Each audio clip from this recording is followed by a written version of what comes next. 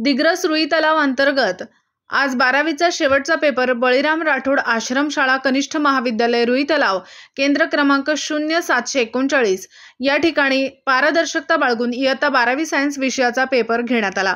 यावेळेस 222 विद्यार्थ्यांनी नाव नोंदणी केली होती, परंतु 3 विद्यार्थी परीक्षेला गैरहजर होते।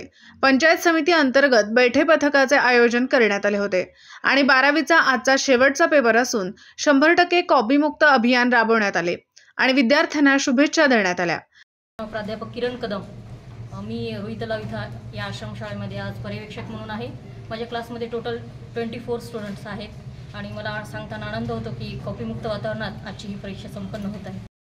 मी विनोद काशीनाथजी धोटे, केंद्र संचालक बळीराम राठोड विजापूर कला विज्ञान कनिष्ठ महाविद्यालय रुई तलाव केंद्र क्रमांक 0739।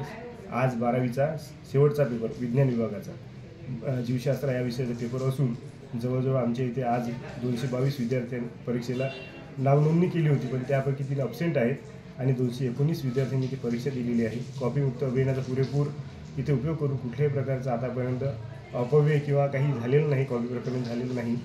तरी आम्ही सर्व याचे पर्यवेक्षकांनी त्याचबरोबर आले बोर्डाचे सुद्धा एक आभार मानतो आणि सुरळीत परीक्षा पार पडलेली आहे। अजित महिंद्रे, दिग्रस, यवतमाळ।